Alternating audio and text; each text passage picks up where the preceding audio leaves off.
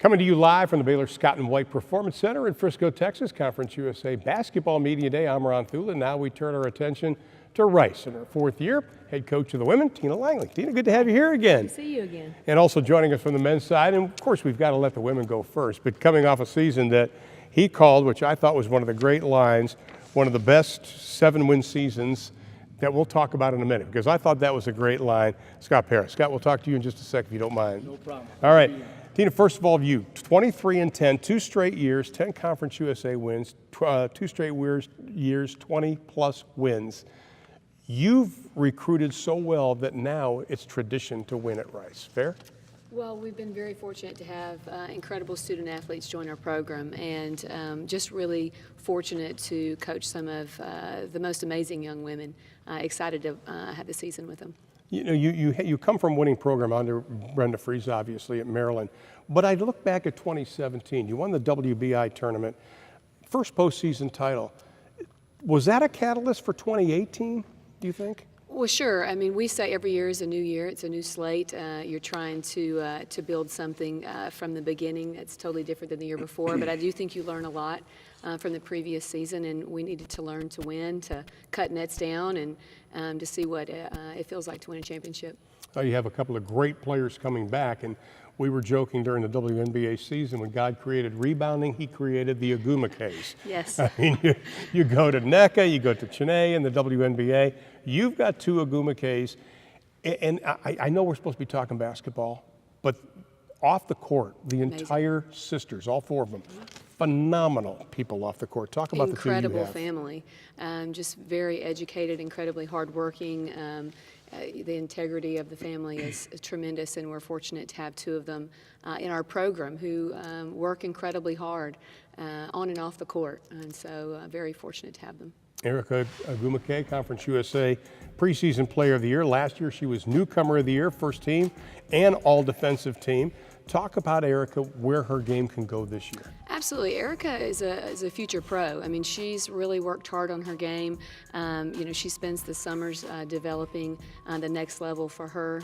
You know, she can really score it at 3 levels, rebounds, we've talked about rebounding, and defends, you know, is one of the best defenders in the league. So just continues to improve year after year. Now, Olivia played only 10 games last season. Give us an update on her health. Well, she made a huge impact in those 10 games, and she's doing great, very healthy, and incredible young lady and player as well. Rebounds the ball really well, defends really well, and also scores it.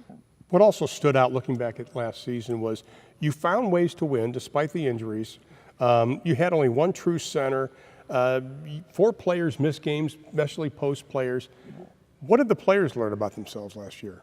Well, I think what's incredible about the young women that we get to coach at Rice is the character of each person that's there. I mean, you know, the program itself is built of incredible women, and so they sacrificed themselves individually, went to different roles, everyone played out of position, and we found a way to win together.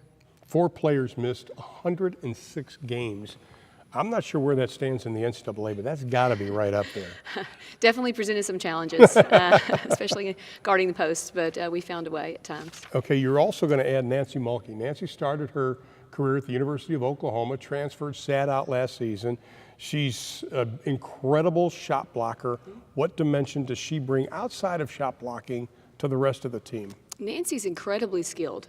You know, people talk about her defensively, and she is very good, obviously blocking shots and defending, but she's also a great scorer.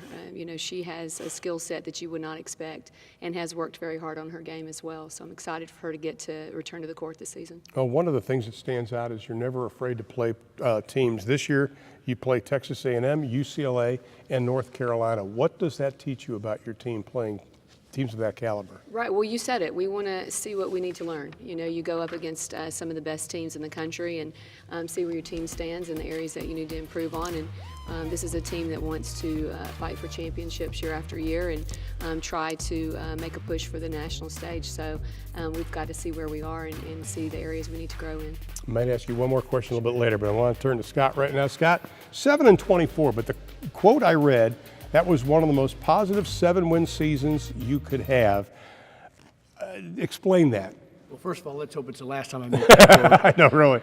No, seriously, it's a credit to our players and the kids we coach. And I know Coach Langley, touched on that a little bit with how fortunate we are with the student athletes we have at Rice. And what I meant mostly by it was every day we came to practice, they came with open eyes and open ears. And I thought we kept getting better and better and better. It didn't always translate to wins. And so that's really hard to keep a group engaged when they don't see the result, even though you're telling them they're improving. And I think it was 9 games we led or were tied in the last 3 minutes that we did not win. So that number could have been a lot higher.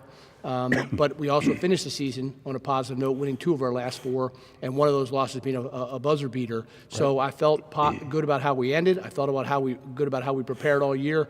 And now I'm excited for this season. I've been around coaches my entire life, over 40 years in television, and all of them have the little pad next to the nightstand, next to the bed. You've always been part of winning teams. How tough was that for you personally to go through what you went through? It was a challenge, but I think anything in life that you do, whether it's winning or losing, you try and take lessons from. And I learned a lot about myself. I had to find different ways to try and get those guys prepared and ready, especially with the numbers being down. I know Coach had injuries. We just didn't have high numbers, and so you can't really practice the way you want to all the time. So you had to be creative. You also had to keep a positive attitude through the adversity, and so hopefully I learned a lot. Hopefully my staff did, and hopefully it'll serve us well moving forward. Well, you have a couple of starters coming back. You play 12 teams that won at least 20 games in 2018. There's no mercy rule. These guys have got to hit the floor running, don't they? That's college basketball. I mean, that's the way it is. We talk about it all the time. There's nothing about this is easy, and nobody's going to hand you anything. We know what we're up against in terms of the schedule and the challenges that our program faces right now, but we're also very excited about the direction it's heading. I love the kids that we got that are now eligible and can play for us, and I love the 5-man recruiting class we have. I think it's a special group of young men. They're going to make a huge impact. Well, you talk about the new players. You got to go to Spain. Again, you get those 10 extra practices. That is meaningful for a team like yours. The most meaningful part of the whole trip was the 10 practices, for the coaching staff. The players may not say that, but because we wanted to see what we had and how well they're going to mesh. What can some guys do? What they can't do? What do we need to tweak? Comes late September, and so we had a really, really positive practice session in July, a tremendous trip to 3 beautiful cities in Spain. We got away with 3 wins in all close games, which helped us hopefully learn, do a better job in close games than we did last year. And now we just have a little more talent and we're a little deeper, and so now it's time to see where we're at. Well, Tina mentioned it, and I think you hit it on the head. And every time I cover Rice, I mention this. You have character kids, just like Tina has. It makes our job so much fun because. I talk about with our team all the time, roadblocks. We can't have roadblocks to winning or roadblocks to progress. And fortunately, due to their character and how much the academic piece matters, we have very few roadblocks. And so it allows us to hopefully to grow and improve at tremendous rates throughout the season. And obviously the preseason is one big part of it. Then once the games start, that's another part. How much do you improve once the lights come on? And then by the time conference comes around, where are you? Where are you sitting? And how many opportunities do you have to get wins? Players that are coming back, who has to kick their game up a couple notches? Well, I mean, it starts with Aiko Adams, our point guard. And last year, if I was sitting here in this conversation, I had a point guard coming in with no experience. This year, I had one coming back with almost 1,000 minutes played and 31 starts. And he was thrown into the fire last year. I mean, I don't think any of us expected him to play as much as he did. Yep, and we just didn't have a lot of depth behind him. And so, Aiko, as the season went on, I believe he shot 40% from 3 in the 18 league games. He hit the buzzer beater at FAU. He had a huge shot at home against Old Dominion to tie the game to send it to overtime. He had a really good offseason, a great trip to Spain. And so, we're counting on it's nice to have an upperclassman with the ball in his hands. And then Josh Parrish is returning, but he didn't play last year. Right. Yeah, he was a kid who sat out from TCU. And Josh is a tremendous athlete. I mean, he is a high major level athlete, and he has really worked on his game. That year off, I believe, served him really well. He worked on some of his weaknesses. He took the offseason very, very serious, and we're expecting big things from him. And then Tim Harrison and Rob Martin are going to be juniors that hopefully will take the next step in their career to play major roles for us this year as well. I look forward to it. I got one more question for Tina, and I've asked every coach this. You look at the top 4 or 5 teams of Conference USA women. It's as good as top 5 teams of any conference. Does this conference get the credit it deserves on women's basketball? Well, I think there's incredible teams in our conference, and I think the last few years you've seen they've gone out and played some of the best programs in the country and had some success. And so I do believe that the teams in the conference are beginning to be able to make a name for themselves nationally. Coaches, thank you so much. Good seeing all of you. Best of luck this season. Thanks for having us. We will continue with more after this.